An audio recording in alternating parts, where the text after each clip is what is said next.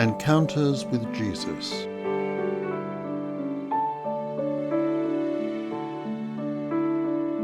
Number 8. The washing of feet. It was wonderful. It was terrible. The terror came first. We were in Jerusalem for the feast again.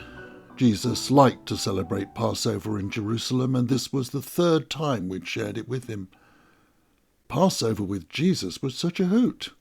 Such fun, such games, such laughter, but serious too. Getting to the very heart of our liberation journey somehow. With Jesus, everything seemed intensified. The bitter herbs were more bitter. The bread was sweeter, the lamb more succulent, the wine more full-bodied.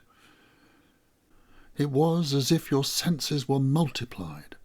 Every taste, every sound, every gesture seemed more real, more full of meaning. Yet at the same time it was just chaotic fun. Jesus was the host, of course, and his words, particularly his improvisations over the bread and wine, always gave us food for thought. So you see, we were really well fed, body, mind, and spirit. But this time was different. It was the same room and pretty much the same crowd. The 12 of us, of course, and the women, and some of the others, but not everyone, because the room, large as it was, couldn't accommodate us all. That caused some disappointments, you can be sure. When we arrived, the room was already set out, nicely decorated with some spring flowers, and the table was brimming with food. Bread, cheese, wine, a huge pot of lamb, and much more. So we sat down and gently jostled for position. Everybody liked to be close to Jesus. But there was no malice in it anymore. Over the years we'd got used to accepting things the way they were. There was no way Jesus would value any one of us more than the others, though naturally he was closer to some than others. I think at first that some of them were a bit envious of me. He kind of took to me from the beginning. I think he was sorry for me, really. What is it they say? Open mouth, insert foot. That's me. I blurt things out before I think them through. Stupid, insensitive, gauche. That's what lots of people call me. But Jesus is different. He always finds the good and builds it up. You're honest and open-hearted, Simon, he said to me, and I like that in a man. No one had ever spoken to me like that before, and it felt good. I know I'm not the brightest, not clever like John, but open-hearted and honest, that's not bad, is it? So we are all laughing and joking as usual, but this time there is an undercurrent. We all know that this is different. Indeed, I think, deep down, we all know that this is the last time. Everything is heightened. The laughter is just a bit more raucous. The solemnity just a little bit more serious. Then Jesus sits and lifts up the bread. He gives thanks and breaks it and passes it round to us. As we break a piece off and pass it on, he speaks with a seriousness and depth we have never heard before. This bread, he says, is my body. The silence in the room grows so thick that no one could have moved even if they'd wanted to. I am the bread of life. Whoever eats this bread, the bread of my flesh, will live forever. My body is broken for you. Eat this in memory of me. The room is stunned as we scrabble in our minds to comprehend what has just been said. Then Jesus puts his piece of bread in his mouth, and we all have to follow suit. I cannot describe to you how it feels to chew on that morsel. I want to spit it out. I want to swallow it whole. I want to chew it, savour it forever. Never has bread tasted so sweet and so sour. I do not understand what Jesus' words mean for us, yet deep down I seem to understand them perfectly. We just stay there in silence for an age. Even I have nothing to say. Then Jesus rises from the table and takes off his coat. Too hot? I ask myself in surprise, and am then surprised that I can feel surprise after what has just happened. For the evening chill is creeping in, and although it isn't yet cold, it certainly isn't hot. Every eye is on Jesus, and I'd say that a deep, expectant hush fell on the room, except that the room is already so deep with silence that there doesn't seem space for any more. We watch with wondering eye as he takes up a large towel and wraps it around his waist, the ends dangling down. A growing awareness is dawning on us. We know what this means, though of course it cannot be so. Then from a corner of the room, where I'd not noticed them before, he takes up a bowl and a jug of water. As he pours the water, slightly steaming in the evening chill, from jug to bowl, all doubt is dispelled.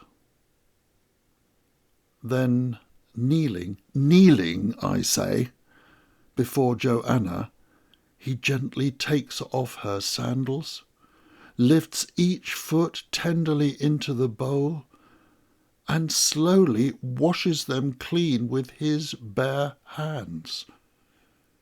He lifts each one again and dries them with a caress of the towel as he smiles up at her, a smile of pure grace. I am outraged, furious, and disgusted. This is so wrong on so many levels.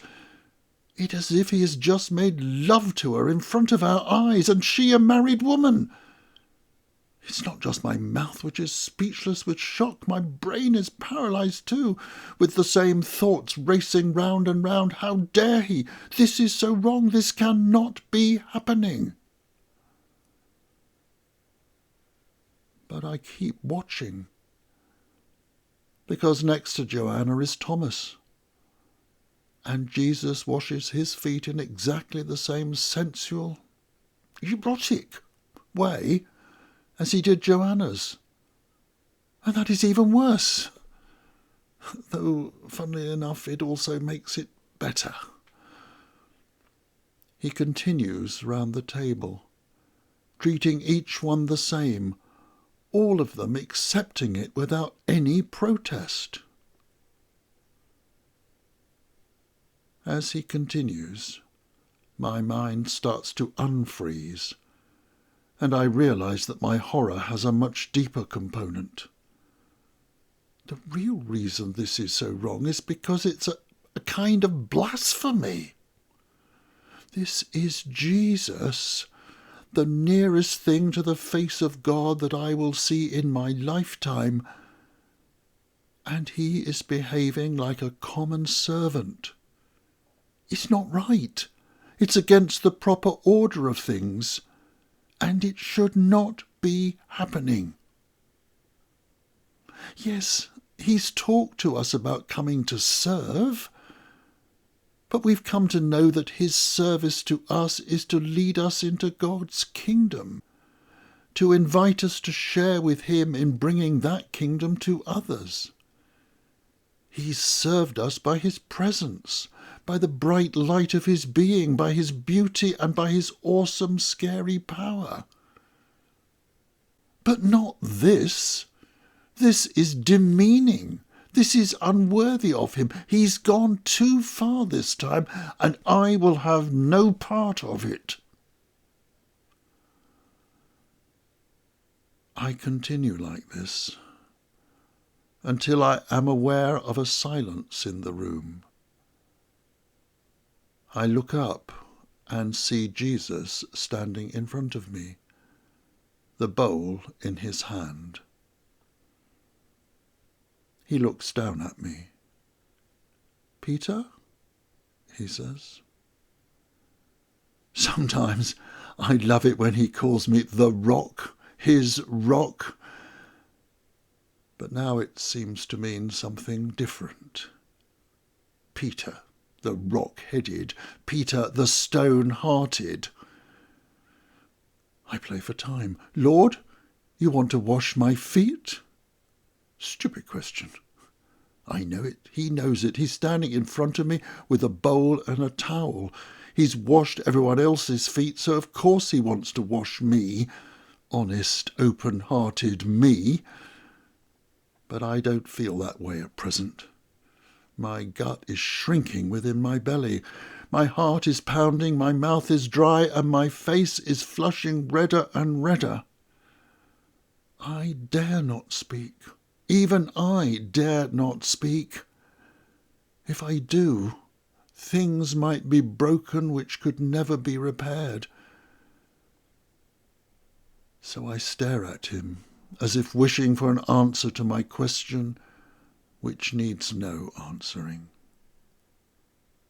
But he does answer. Not that question, but the one I didn't even know I was asking.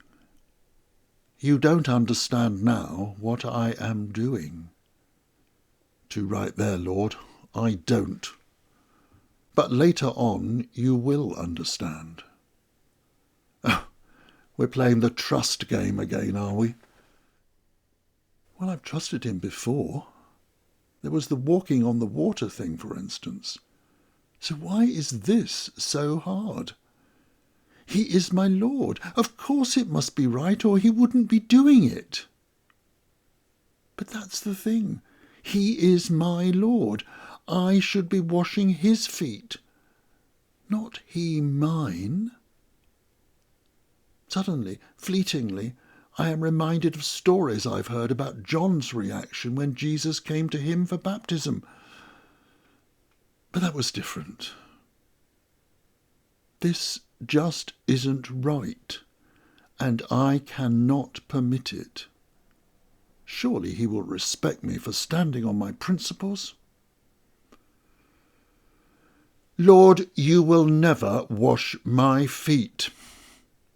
Blimey, I've said it now. Is that open-hearted and honest enough for you? Suddenly I realise that the whole room is watching and all the conversation is hushed. Oh, bloody hell. The centre of attention again. Why is it always me? Why can't I just go along with the crowd and blend in? Well, it's a bit late for that now. Jesus is looking at me with one of his half smiles, the ones where you never know if they're going to dissolve into laughter or fade away into something deeply serious. This one fades away. "Unless I wash you, you have no part with me." Suddenly all sorts of things start to fall into place. For a start, it's not Jesus who's got things upside down, it's me. What I thought was my humility was actually my pride. I was too proud to let him serve me. It's like a kick in the stomach. I am winded and bruised. How could I have been so vain? But there's more. Because he is my Lord, any washing from Jesus will be more, much more, than a washing from anyone else. To have him, oh, so gently cleanse my limbs will also wash away the dirt from my soul. How can I ever have thought of refusing that? Suddenly I am aware of how dirty, filthy my soul is, and I desperately want to be clean. The words of the psalm come to me, "Purge me with hyssop, and I shall be clean. Wash me, and I shall be whiter than snow." And I cry out, "Lord, not just my feet, but my hands and my head also." Jesus laughs. It's one of his, "Oh, Simon, Simon, what are we going to do with you?" laughs. And I know that everything's going to be all right. It is sufficient that I wash your feet. And he kneels down before me. His hands are gentle and yet oh so firm.